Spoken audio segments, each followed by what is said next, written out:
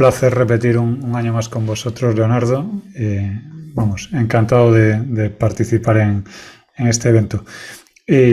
Como han dicho en la presentación, trataré de hablar de explicar un poco qué y por qué OpenBIM. Si Ferran, cuando me antecedía, hablaba de BIM más allá de la parte geométrica y poniendo énfasis, como no, en la parte de información, a mí me toca pues abundar un poco en lo que él ha contado y seguir insistiendo en que BIM, la parte realmente, bueno, por la que yo me creo que debemos enfocarnos cada vez más es en la I de información.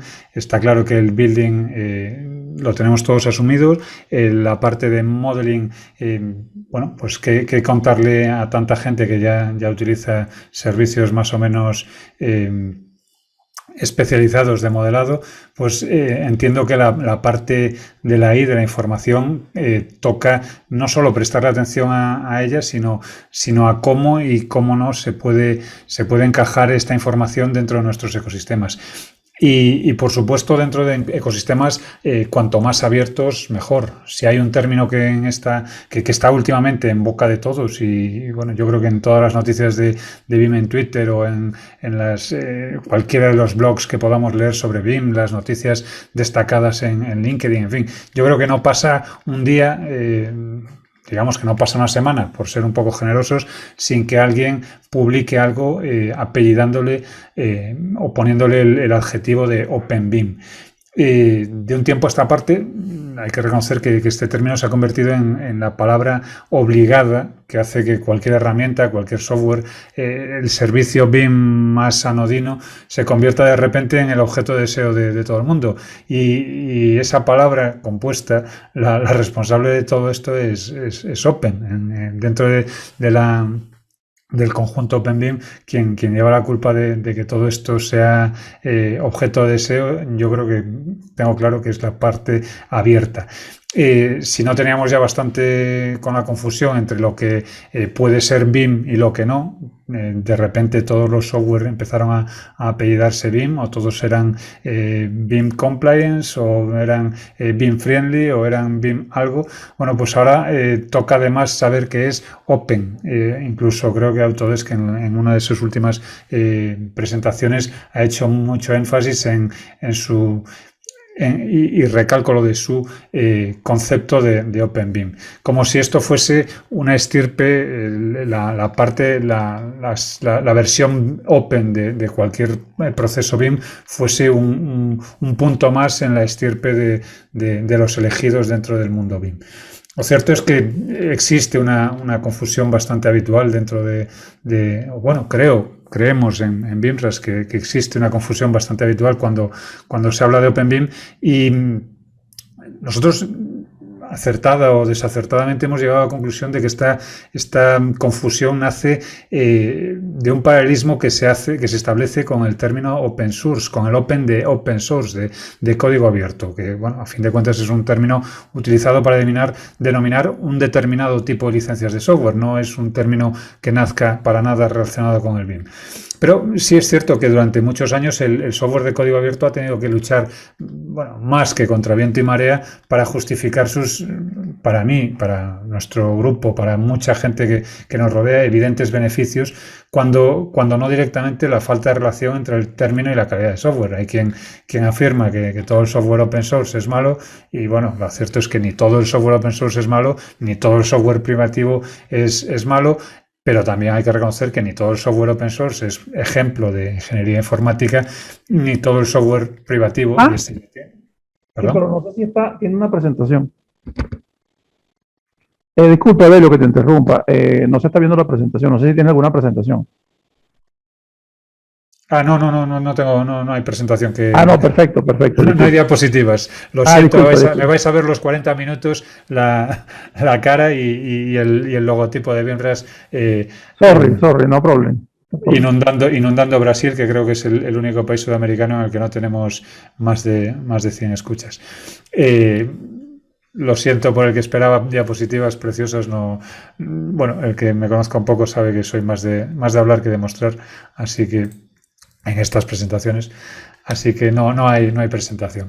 Entre otras cosas porque tampoco hay mucho que ilustrar con estos conceptos. O sea, cuando yo hablo de open source, puedo poneros diapositivas con ejemplos de software exitoso en open source. Ejemplo más paradigmático y cercano a nuestro entorno es el de Blender, el modelador poligonal.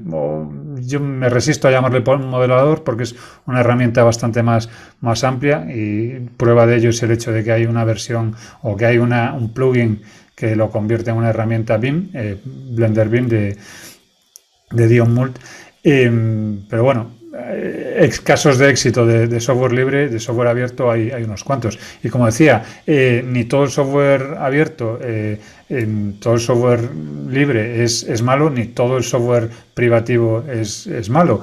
Del mismo modo, por retomar un poco el hilo, ni todo el software open source es un ejemplo de ingeniería informática, ni, lamentablemente, y como decía, esto tiene más delito, no todo el software privativo es ejemplo de ingeniería informática. Pero bueno, dejando esto a un lado, lo cierto es que cuando el valor de una empresa y su activo principal es el código que es capaz de diseñar, pues parece, de algún modo, ¿cómo decirlo? Parece lógico que claro, que el código se proteja a cal y canto. Pero bueno, a esta circunstancia hay que añadir también una cierta, entiendo que dentro de este público que nos atiende, no tanto, pero que hay una cierta falta de cultura digital por parte de muchos usuarios. La falta de conocimiento sobre cómo se mueve el negocio de los bits ha producido tradicionalmente equívocos en los que, bueno, pues a día de hoy todavía sufrimos las consecuencias. La confusión más habitual, pues asociar, por ejemplo, software libre con software gratuito, o meter en el mismo saco al software de código abierto. Si no nos basta con este error, es habitual encontrarnos con situaciones en las que se asigna menor valor al software de código abierto. El argumento habitual es: si es gratis, seguramente no es bueno. Pues vale, la situación actual, al menos en una gran parte del sector, quizá la más especializada, es distinta. Los gigantes del software propietario reconocen las virtudes del software de código abierto de una forma más o menos velada, y basta ver cómo grandes o parte de la estructura, del esqueleto funcional del software privativo, del software comercial, incorpora productos de código abierto. A veces incluso contribuyendo al desarrollo de estas propias herramientas de software abierto. Lo que está claro es que si ahora de forma más cotidiana parte del software, del código que antes se guardaba bajo 7 llaves, se pone a disposición de los usuarios bajo el apellido Open, será por algo. El tema es que día a día se percibe, pues digamos, de forma más positiva el hecho de que, estar sometido al escrutinio público, mostrarnos de forma abierta, pues significa, entre otras cosas, que la posibilidad de error va a ser mínima. Y esto lo ligo directamente con la práctica de la metodología BIM. Entrar a trabajar, a formar parte de un equipo en el que nos manejamos con herramientas BIM, supone poner al descubierto nuestras debilidades, porque supone enseñar todo aquello de nuestro producto, todo aquello de nuestro trabajo que a veces quedaba oculto detrás de unos planos PDF pues que mostraban simplemente un resultado. Ahora mismo cualquiera de nosotros está mostrando o debe abrir a sus colaboradores gran parte de su trabajo interno, que eso hace de algún modo que se ponga al alcance de la crítica de cualquiera. Si giramos esta introducción que he hecho respecto del software de código abierto, creo que es pertinente, porque podemos tomar grandes aprendizajes y tomar varias cuestiones directamente de esta forma de entender la publicación de software. Si giramos hacia nuestro sector, hacia el sector AECO, tomamos los principios que hemos desarrollado del desarrollo de software y vemos qué puede ser de aplicación en el sector, qué podemos aprender nosotros del software de código abierto. Y lo dicho en relación con el software de código abierto, resulta que toma una dimensión pues muy poco explorada en nuestro entorno BIM. Por más realidad que, por más que en realidad se esté hablando de un BIM con I minúscula, con bastante más frecuencia que lo que decía al principio, el BIM con I mayúscula. A mí me gusta escribirlo BM mayúscula y una I minúscula para contraponerlo a BM minúscula con una I mayúscula. O sea, el centro de nuestro trabajo debería ser la generación de información. En un sector en el que día a día crece el interés por esta I del BIM, por la información asociada a los modelos y por el valor que dicha información es capaz de producir a lo largo de todo el ciclo de vida de un activo, entendemos que principios como la transparencia, la interoperabilidad, la posibilidad de aprovechamiento iterativo de la información, que yo pueda trabajar sobre lo que ya ha trabajado otro, debería sin duda cobrar el máximo protagonismo. El sector AECO, todo nuestro sector genera una ingente cantidad de información en cada una de las fases del ciclo de vida de un activo. Desde la planificación inicial al reciclaje del activo, pasando por el proyecto, construcción y explotación, la cantidad de información que se genera alrededor de un proyecto es inmensa, es abrumadora si la pusiésemos toda junta y tratásemos de querer digerirla toda en una sola sesión. Esta información, que en un tiempo estaba condenada a ser información desestructurada, información inconexa y de muy difícil gestión digital, lo cierto es que a día de hoy se ha vuelto el centro, el objetivo de nuestros procesos digitales. Si ayer trabajábamos ya no voy a decir planos en papel, si ayer trabajábamos con planos CAD que poca relación tenían poca relación por conexión tenían con modelos de costes, o poca relación tenían con modelos energéticos, o poca relación tenían, a fin de cuentas, con el entorno que les rodeaba, a día de hoy lo que trabajamos es un entorno lleno de información, un entorno controlado donde las variables de uso son limitadas. El problema de gestión de información carece de fricciones. No es difícil compartir información si todos hablamos del mismo idioma. ¿Qué pasa? Que cuando la información debe ser transferida, cuando deja de ser un producto de consumo interno, cuando pasa a formar parte de los flujos de trabajo de un tercero, ahí empiezan las fricciones. Ahí empiezan fricciones y en ocasiones no nos engañemos, con especial dolor. Un tratamiento transversal de esa información generada requiere de herramientas y de procesos, requiere de métodos también que garanticen la capacidad de acceso a esta información de todos los actores que se reúnen y todos los que puedan llegar a reunirse alrededor de la gestión de un activo, en el que, insisto, y no nos engañemos, lo que la materia fundamental que da forma a este activo, que da forma a cualquier activo, no deja de ser la información.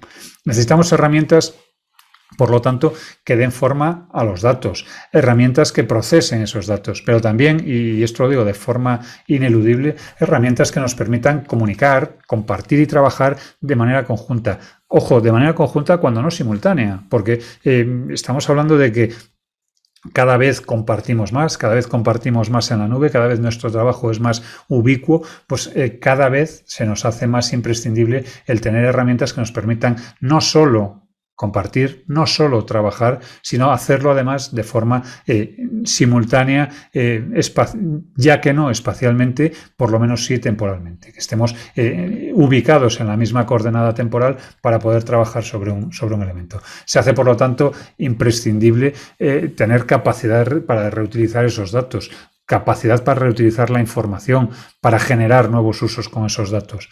Y, por supuesto, también se hace necesario tener la posibilidad de publicar esos datos, esos resultados, cuando sea oportuno. Entonces, sin lugar a dudas, sin lugar a ninguna duda, necesitamos de formatos y herramientas. Ojo, formatos, por un lado, herramientas, por el otro, que permitan, que sean capaces de recoger la información desde cualquier origen, desde los más variados.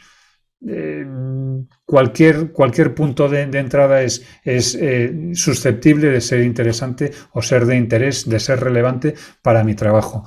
Pero además, el hecho de recoger la información desde cualquier origen tiene que permitirme utilizarla como base de trabajo para un trabajo posterior dentro de un proceso que es el proceso BIM.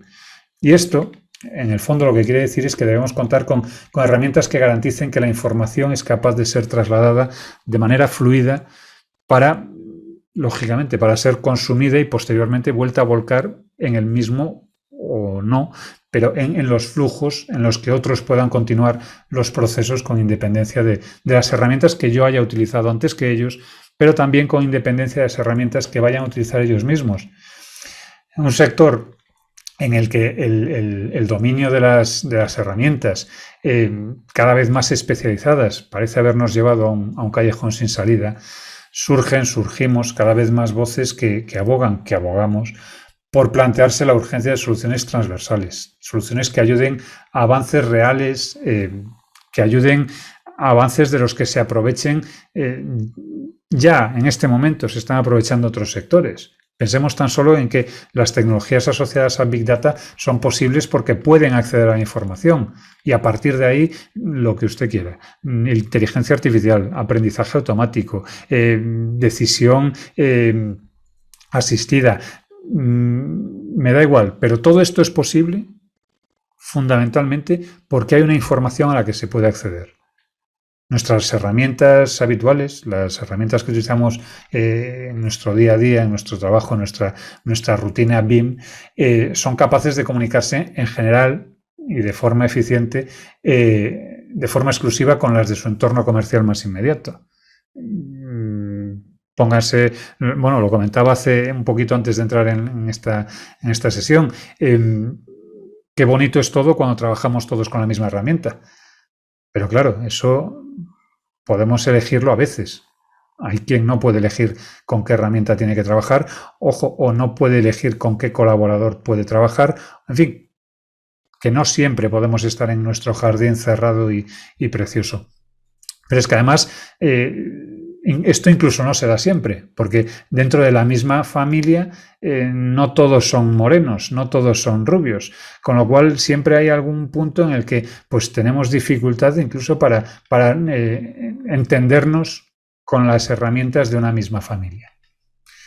Creo que no tengo que nombrar ninguna marca comercial para que cada uno de ustedes saque la conclusión que quiera al respecto y recuerde algún momento en el que ha sufrido el acceso a su propia información. De hecho, la forma consciente en que la práctica totalidad de las herramientas técnicas dan la espalda a herramientas de tercero, a plataformas ajenas a ellos mismos, fuerza que la elección de software signifique en muchos casos, y ahora me gustaría que hiciesen la reflexión conmigo, significa, como decía, en muchos casos, vincularse con carácter de perpetuidad a una determinada marca. Cuando uno escoge una herramienta de software, ahora mismo y dada la situación coyuntural en la que se mueven estas herramientas, uno está haciendo un pacto con el diablo y está casándose de por vida con él. Porque, bueno, la situación real es que estas herramientas, estas plataformas se muestran como permanentes, como inmutables. No hay posibilidad de escapar de esa jaula de oro. Baste observar cómo la evolución de una determinada herramienta puede ser vista con cierta envidia por parte de los usuarios de una diferente cuando se ven atrapados en su entorno sin posibilidad real de aprovechar los avances tecnológicos del otro. Cada vez que una marca presenta sus avances, sus nuevas versiones, están, por supuesto, aplaudiendo todos sus usuarios, pero todos los que no son usuarios de esa herramienta están viendo cómo el avance de una lo echan de menos en la otra. Bueno, hablamos de herramientas, pero también de formatos de archivo inexpugnables. Podríamos decirlo de otra forma, pero lo cierto es que son auténticas fortalezas. Formatos propietarios que nos convierten en la práctica en esclavos del dueño del formato. Y podría decirlo con palabras más suaves, pero lo cierto es que somos esclavos del dueño del formato. Dependemos absolutamente de que el formato sea no ya evolucionado, sino mantenido. Porque pensemos en los proyectos que tenemos de hace, no voy a decir más, 5 años. ¿Alguno de ustedes guarda, almacena un archivo de más de 5 años? Estoy seguro que sí. ¿Se siente en condiciones de acceder a esa información a día de hoy? Bueno, pues en una suerte de gracia que nos permite acceder a la información que nosotros mismos hemos generado, y de la que no siempre tendremos garantizado el acceso en un futuro. Esta situación es un drama diario que viven, bueno, no voy a decir gran cantidad de despachos, pero es un drama que cada vez se vive con más conciencia. En paralelo con el debate sobre las herramientas abiertas están cuestiones que podemos encuadrar en algo que hemos dado en llamar nuestra gobernanza de datos. Aquellas cuestiones relativas al uso adecuado de la información que de modo ajeno a nosotros tiene que fluir a lo largo del ciclo de vida de cualquier activo. Más allá también de cómo garantizar que no hay un mal uso de esos datos por parte de terceros no autorizados. ¿Cómo protegemos la propiedad intelectual de la información que generamos si no somos conocedores de lo que pasa dentro del formato, dentro del software o dentro de la empresa que lo gestiona a través de nuestras herramientas? A través de las herramientas que, dicho sea de paso, nos rentan sin permitirnos siquiera ser propietarios de nuestras propias herramientas. Bueno, pues sin llegar al extremo recientemente anunciado en el mundo del software, en el que se ha llegado a la posibilidad real de que sea una inteligencia artificial la que programe a partir de análisis de datos, a partir de análisis del trabajo de millones de programadores de todo el mundo. Estoy hablando de GitHub y su herramienta, creo que se llama Pilot o Autopilot o algo así. ¿Qué derecho tenemos sobre la información que generamos cuando la información que generamos no tiene garantizado su acceso por parte nuestra? ¿Qué derechos estamos cediendo a las herramientas con las que estamos trabajando? ¿Hasta qué punto nuestros datos, nuestra información es nuestra o es un préstamo que nos hace alguien que nos permite utilizar una herramienta para generar información dentro de su plataforma? Bueno, pues podemos llegar a preguntarnos en el extremo quién gobierna la I del BIM, a quién pertenece finalmente esa información. Entiendo que es una reflexión que no siempre tiene una respuesta cómoda. En cierto modo, la necesidad de trasladar la información entre los diferentes actores que participan en la vida de un activo y la multiplicidad, la miríada de herramientas de software que toman parte en el ciclo de vida, pues impulsan de alguna manera. Nosotros, yo, BIMRAS, mucha más gente, creemos que impulsan de forma inexcusable la necesidad perentoria de importar valores del software abierto en nuestro ámbito. Una de las formas de entender esta aproximación es el Open BIM. El Open BIM que se posiciona de forma casi exclusiva en torno a la necesidad de mantener un flujo de información con un formato que permita la integración y participación de todos los actores, de todos, absolutamente todos los actores, y a ser posible de la forma más sencilla y más abierta en una colaboración. Porque a fin de cuentas se nos llena la boca de hablar de colaboración y sin embargo tratamos de siempre hacer esa colaboración dentro de nuestro propio entorno. Porque sí, queremos todos colaborar, pero queremos colaborar dentro de nuestro cortijo, de nuestra finca, de nuestro entorno. Bueno, evidentemente la postura no está exenta de riesgos. El hecho de que haya herramientas que optan o organizaciones que optan por entender el Open BIM como un entorno abierto, pero solo abierto dentro de su propia organización, pues hombre, no deja de ser una postura bastante reduccionista y cada vez más expuesta a gran cantidad de riesgos. En un escenario hipotético en el que un fabricante de software alcanzase la capacidad de proporcionar un ecosistema de herramientas propias para todas y cada una de las necesidades de los implicados en las distintas fases del ciclo de vida de un activo, seguro que el intercambio de información dentro de la plataforma está garantizado y seguro que las partes pueden colaborar, pero siempre, y este es el mayor de los peligros, aquí es donde creo que conviene hacer la reflexión, siempre dentro de ese escenario. Nos dan las herramientas, nos dan los juguetes para jugar cuanto queramos, con quien queramos, pero siempre dentro de ese jardín vallado que es el entorno en el que nos invitan a movernos. Una duda que surge cuando nos preguntamos por la capacidad real de los usuarios de la plataforma para ser propietarios de la información estando como están atados a un entorno que opera sobre datos que no pueden vivir fuera de él. pues cabe plantearse un escenario en el que el gestor de la plataforma viva cualquier adversidad en la que ineludiblemente acabe afectando a los usuarios. Señores, las granjas de servidores se queman. Recientemente, bueno, no tan recientemente, pero creo que no hace falta trabajar mucho la memoria para pensar en el caso de sucedido en Francia con la tragedia en las granjas de servidores de OVH. Bueno, pues nadie está exento o ajeno, nadie puede ser ajeno a ese tipo de problemas.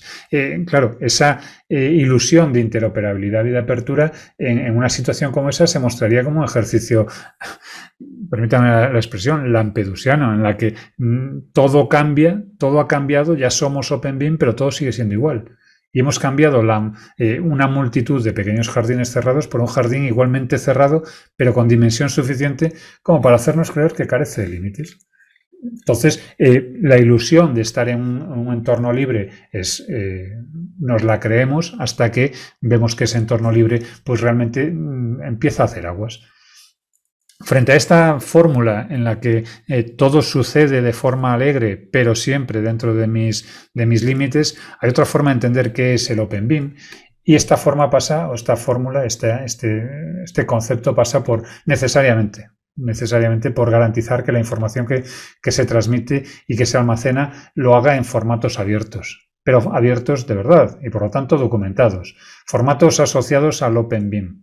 Para recibir tal consideración deberían responder a definiciones con el carácter de estándar, pero además deberían ser públicos y transparentes.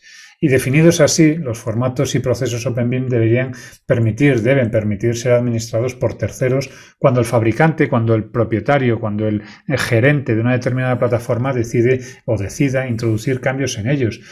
Cuando yo, el usuario, por la razón que sea, decido no adoptar, llegado el caso, esos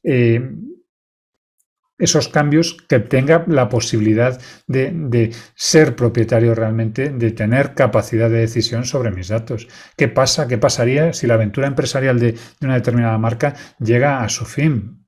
Por los motivos que sean. Pero ¿qué pasa entonces con todos mis datos? ¿Quién me va a permitir acceder a ellos? Los formatos y procesos OpenBIM, así entendidos, permitirían, pues, entre otras cosas, la auditoría, el ser perfectamente identificables los errores, facilitarían el proceso de comprobación de la información que se incorpora en una u otra plataforma. ¿Cómo de mía es la información si no sé ni siquiera la información que estoy almacenando ahí? Permitirían además, si yo traslado mi información a una plataforma, ¿cómo sé qué es lo que se está haciendo con esa información? ¿Cuál es la finalidad de almacenar mis datos? ¿Hasta qué punto mis datos son ajenos a los ojos de un tercero, a veces desconocido, a veces no? Pero es que además contar con formatos y procesos documentados nos permite crear nuevas herramientas capaces de explotar la información generada hasta puntos que todavía no tenemos por qué ser capaces de imaginar.